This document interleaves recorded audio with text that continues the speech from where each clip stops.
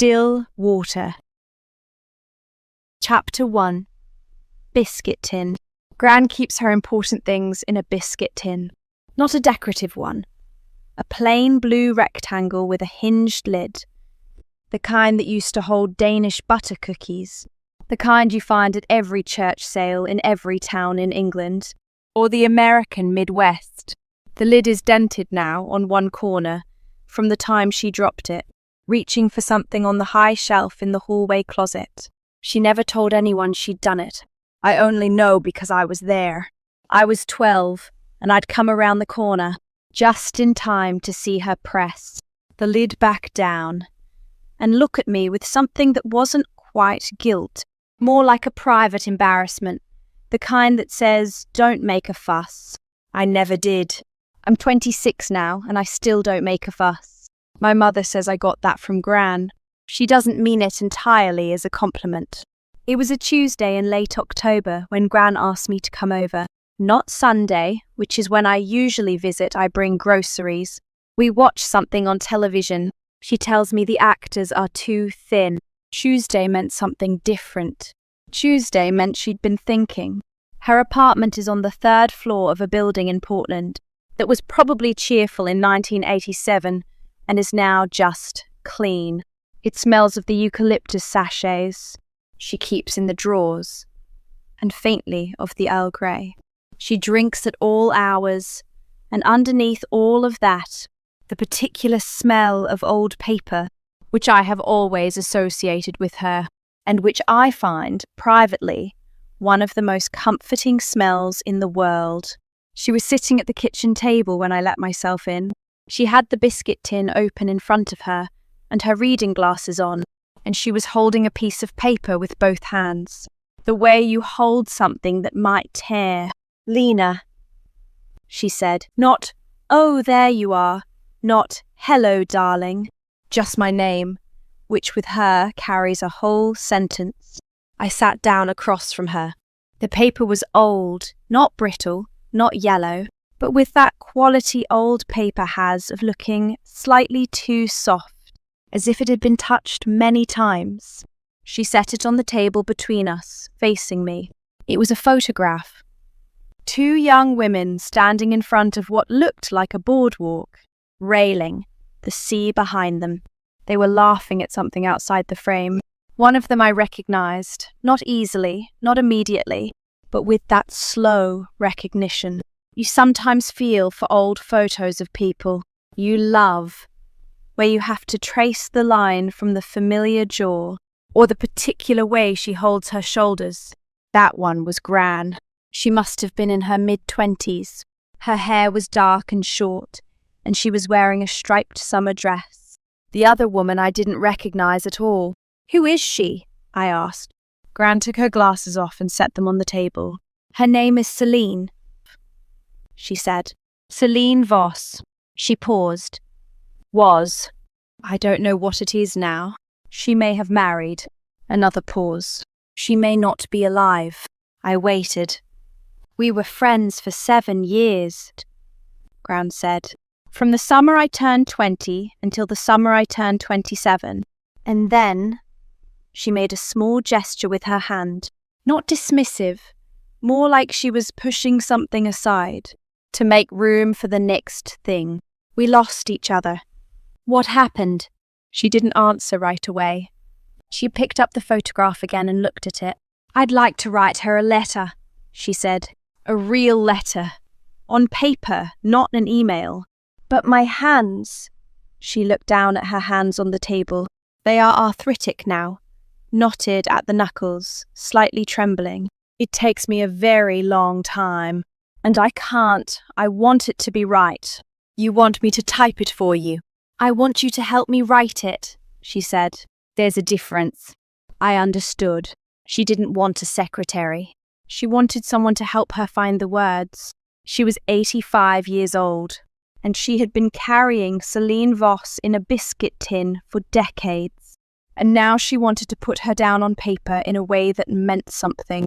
"Okay," I said. "But Gran, do you have an address for her?" She looked at me over the photograph. "No," she said. "I was hoping you might find one." Chapter 2. Faded ink. I started the way everyone starts Google. Celine Voss, I typed, sitting at my own kitchen table, with a cup of coffee going cold beside me. There were results. There are always results. But none of them felt right. A Celine Voss, who was a graphic designer in Austin, one who ran a pottery studio in New Zealand, a LinkedIn profile for someone who couldn't have been more than 35, a small obituary from 2019, a woman in her 50s, wrong age. Gran had told me more by then. We'd spent 2 hours the previous Sunday, with a notebook between us, her talking, me writing. And I knew the following Celine Voss had been born in 1938 or 1939. Gran wasn't entirely sure. She had grown up in a small town in Ohio, but had moved to Boston in her early 20s for a job, something to do with publishing, though Gran couldn't remember what exactly. She had a sister named Mira, who was 2 years younger. She had been briefly engaged to a man named Eddie, whom Gran had met once and thought was kind but slightly dull. She had broken off the engagement herself. The last address Gran had for her was on a piece of paper inside the Biscuit Tin, a street in Cambridge, Massachusetts, written in ink that had faded to the colour of old tea. The date on the envelope, which was still there, though the letter inside was long since gone, was 1963. 63 years ago. 63 years, I said to my friend Jenny over the phone that night. I was pacing my kitchen. I do that when I'm thinking. That's longer than my parents have been alive, Jenny said. I know. What happened? Why did they stop writing? Gran won't say exactly. I paused. Or she doesn't know how to say it, which with Gran is sometimes the same thing. I tried the Cambridge address. I drove past it on a Saturday. It was a 4-hour drive, which I didn't tell Gran because she would have felt guilty, and stood on the sidewalk, looking at a house that had clearly been subdivided into apartments. At some point in the 70s, there was a buzzer panel with 8 names on it, none of them Voss. I photographed it anyway. I tried the Ohio hometown Gran had given me. I searched birth records, which are surprisingly accessible if you know how to navigate the right county websites. I found a birth record for a Celine Ann Voss, born April 1939, in Morrow County, Ohio. That felt like something real. I wrote it down. I found a Mira Voss in a local newspaper archive. A mention in 1978, a town in Connecticut, a small charity auction, and then a Mira Kowalski, née Voss, in an obituary from 2011. She had died at 71. The obituary mentioned her husband, her children, and one surviving sibling. It said a sister, living in New Hampshire. I sat very still when I read that. A sister, living in New Hampshire, 2011. Celine would have been 72. The obituary gave no name, no town, but it gave a name for the funeral home. I called them on a Monday morning, feeling strange about it, in the way you feel strange about crossing a threshold that can't be uncrossed. The woman who answered was professional and kind. She couldn't give me contact information, she explained, but she could confirm that the family had been notified properly. I explained what I was trying to do. Not everything. Just enough.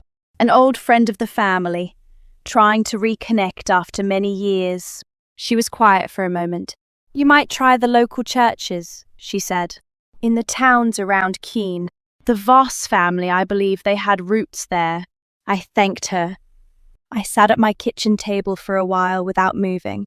Outside it was raining in the particular Portland way. Not a downpour, just a constant grey insistence.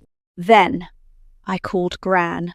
I think she might be in New Hampshire, I said. There was a long pause on the line. Then Gran said, very quietly, she always said she'd live somewhere with trees. Chapter 3. Insufficient. We worked on the letter for 3 Sundays. This is how it went. Gran would sit at the kitchen table, and I would sit across from her with my laptop open, and she would talk. And sometimes I would type what she said, almost exactly. And sometimes she would stop and look at the ceiling, and I would wait. Twice she cried, briefly and efficiently, in the way she does. Everything without making a production of it. She would press her fingers to the inner corner of her eye and take a breath, and then continue. I learned things about my grandmother that I hadn't known. I learned that she and Celine had met at a summer job, at a hotel in Cape Cod. Both of them waitresses. Both of them broke. Both of them reading the same kind of paperback novel on their days off, which was how they'd first spoken. I learned that they had written to each other for years after that summer, 3 or 4 letters a month. The kind of correspondence that is in itself a relationship.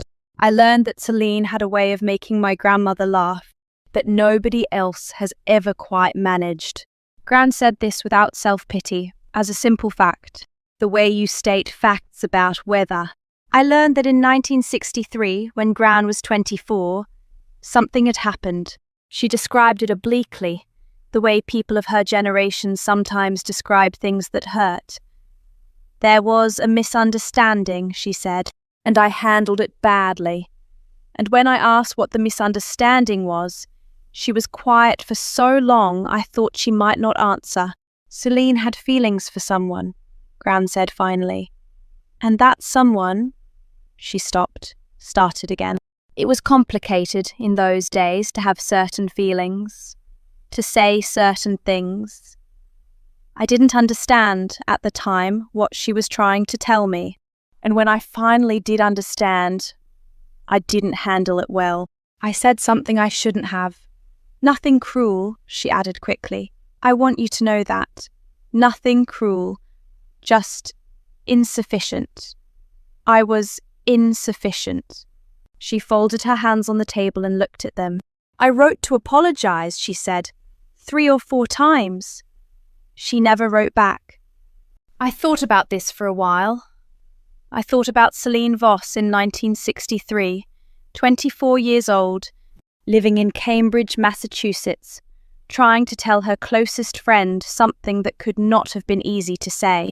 I thought about what it must have meant to be met with inadequacy rather than understanding. But you still want to write to her, I said. I've wanted to write to her for 60 years, Gran said. I just never... She made the small gesture again, the one that means she's pushing something aside. I didn't think she'd want to hear from me. What changed? Gran looked out the window. It was a clear Sunday, one of the last warm ones before winter came down properly. My friend Amelia died in September, she said. We weren't as close as Celine and I were, but she died. And I sat at the service and I thought, there are so many things I haven't said to people. She paused. And I'm 85. We sat with that for a moment. Okay, I said. Let's write the letter. The letter took, in the end, 4 paragraphs. Gran was precise about this. Not too long, she said. She's had 60 years without hearing from me. I don't want to overwhelm her. The letter said I have thought of you. It said I am sorry for what I said, and more sorry for what I didn't say. It said I don't expect anything, but I wanted you to know. The last line was Gran's. She said it out loud and I typed it before she could change her mind. You were the funniest person I have ever known, and I never told you that, and it seems wrong to let any more time pass without saying so. She read it back to herself, moving her lips slightly. Then she nodded. That's it, she said. Chapter 4. Harrisville. I found Celine Voss on a Thursday, which felt like the wrong day for it. Something that significant should happen on a day with more weight. A Sunday or a first of the month. It was a combination of things. A church directory, a local library's digitized records of their adult reading group, and finally, a listing in a small community newsletter from 2022, a profile of a local resident who had spent decades in publishing before retiring to New Hampshire. Her name was given as Celine Voss. She had never married. She was 83 in 2022. She would be 86 now. The newsletter had a phone number for the community centre where she volunteered. I stared at it for a long time. I called Gran first. "I found her," I said. The silence on the other end was different from Gran's usual pauses. It was fuller. "In Keene?" Gran said. "Just outside it. A town called Harrisville." I'd looked it up, small, old, with a mill pond at the centre that everyone seemed to mention. The kind of place with a general store and a church that has been there for 200 years. Is she well?" "I don't know. The listing is from 2022. She was volunteering then." Gran was quiet again. Then, "What do we do?" "I think," I said carefully, "we could call the community centre. Just to ask not to give your number. Just to ask if they could pass on a message. Or we could send the letter there and see." "A letter?" Gran said. "Yes, a letter is better." We typed the address on the envelope that afternoon, Gran watching over my shoulder as I printed it. She insisted on signing it herself, her signature, which is still legible despite her hands, a slanted cursive that belongs to another era. She held the pen for a while before she brought it to the paper. I looked out the window. I mailed it at the post office on the corner, not just the slot outside, because Gran said she wanted me to hand it to a person. "It's more real that way," she said. The woman behind the counter stamped it and set it in the tray without looking at it, which is, of course, exactly what she should do. It was just a letter, but I watched it go and felt the whole weight of it. 2 weeks passed. Gran didn't mention it when I came on Sundays, and I didn't bring it up. And we watched a documentary about the Channel Islands that she found absorbing, and I brought soup from the place she likes on Burnside. And things were as they usually are. In the 3rd week, Gran called me on a Wednesday evening. "She wrote back," Gran said. I sat down. I was standing in my kitchen again, still in my work clothes, and I sat down at the table. "What does she say?" "Come on Sunday," Gran said. "I'll read it to you." Chapter 5. Still Water. Celine's handwriting was nothing like Gran's. Gran's is slanted, formal, from the era of Palmer method penmanship lessons in elementary school. Celine's was round and slightly cramped with certain letters. The G, the Y that dipped far below the line, like they couldn't contain themselves. It covered 3 pages of cream note paper. Gran held the pages in both hands, trembling slightly, and she read aloud in a voice that was very even and very quiet. And I sat across from her and looked at my own hands on the table. Celine had written, "I wasn't sure I'd live long enough to hear from you again." And then there you were, in my mailbox, on an unremarkable Tuesday. She had written, "I was angry for a long time. I want to be honest with you because you were honest with me, in your way, even if your way wasn't always enough. But anger is a young person's luxury, and I used mine up decades ago." She had written about her life. She had worked in publishing for 30 years, first as an assistant, then as an editor, then as a senior editor at a house in Boston that specialized in literary fiction. She had loved the work. She had retired at 68 and moved to Harrisville because she'd driven through it once in autumn, decades before, and had thought, if I ever stop running, I'll stop here. She had a cat named after a minor Chekhov character. She had a vegetable garden that was more aspiration than reality. She had friends, she said good ones, a small number, which was the right number. She had written about Mira, her sister. She was the easier one of us to love, and I'm glad she was loved. She wrote this without bitterness, which Gran noticed and said so, setting the page down briefly. "That's Celine," she said. "She never wasted time on bitterness. She said it the way you'd say something about a person's character that you'd always admired, and perhaps never quite managed just." Then Gran read the part that made her stop. Celine had written, "I want to tell you something. I should have told you when we were 24, and I think we are old enough now that I can say it plainly. I was in love with you. Not for all 7 years, but for the last 2 of them, and I told you in the only way I knew how, which was insufficiently, and you responded in the only way you knew how, which was also insufficiently. And we were young, and it was 1963, and I think we did the best we could with what we had, which wasn't much." Gran stopped reading. She set the pages down and looked at the table. I didn't say anything. The kitchen was very quiet. The refrigerator hummed, and somewhere outside a car passed on the street below. "Did you know?" I asked after a while. "I suspected," Gran said, "at the time.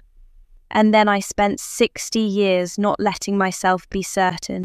I thought about that, what it must be like to carry a suspicion for 60 years, to keep it carefully uncertain, neither confirmed nor denied, to hold it in a biscuit tin, along with a photograph and an address written in faded ink." "She says something else," Gran said.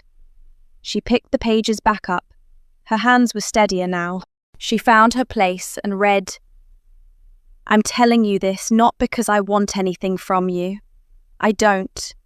I want you to understand that clearly. I am 86 years old, and I want very little, but because you asked me to let more time pass without saying things, and I decided I agreed with you. So I loved you, and I missed you, and I'm glad you wrote." There was one more line. Gran read it, and then she set the pages down again, and this time she pressed her fingers to the corner of her eye and sat quietly for a moment. I waited. The last line was, "You were the most honest person I knew, in all the ways that mattered, and the funniest. Yes, I know, we can say it both ways." Gran made a sound that was almost a laugh. It was the specific sound of someone being met after a long time by something they'd sent out into the world. "She's funny," I said. "She was always funny," Gran said. We sat with the letter between us on the kitchen table. Outside, Portland was doing what Portland does, in November, grey and soft and patient. I thought about Celine Voss in Harrisville, New Hampshire, beside a mill pond, with her Chekhov-named cat, dropping a letter into a mailbox on an unremarkable day. I thought about the hotel on Cape Cod in 1959, 2 young women carrying trays of food to strangers, reading the same paperback novels on their days off. I thought about all the time that had passed between those 2 moments, all the years that were neither wasted nor retrievable, just lived separately, in parallel, carrying each other in biscuit tins and vegetable gardens, and the particular way a sentence is constructed by someone who spent 30 years making sentences better. "Are you going to write back?" I asked. "Yes," Gran said without hesitation. "Do you want help?" She looked at me across the table. Her face, which I have looked at my entire life, was very still. "Not with this one," she said. I nodded. I understood. "Some letters you write yourself, even if it takes a long time, even if your hands shake." I made tea. Gran sat at the table and I brought her the mug she's had since before I was born, the one with the small chip on the rim that she's never replaced, and she wrapped both hands around it and looked out the window at the grey November sky. I washed up the few dishes in the sink. I took my time. When I turned around, she had the biscuit tin open again. She was looking at the photograph herself and Celine on the boardwalk, the sea behind them, laughing at something outside the frame, something I would never know the nature of, something between them from before. She looked at it for a long while. Then she set it down, gently, and reached for her mug of tea. Still, she said, to no one in particular, or to herself, or to the photograph, or to the 60 years that had somehow been both very long and, in the end, not quite long enough. I put my coat on. I kissed the top of her head. I let myself out quietly, the way I always do, the way she taught me without making a fuss. On the stairs I stopped for a moment and just stood there. The building was quiet. Somewhere above me I could hear the faint sound of a television. Somewhere outside, another car. The ordinary sounds of a Tuesday. Then I kept going, down and out into the grey afternoon, and let the door close softly behind me.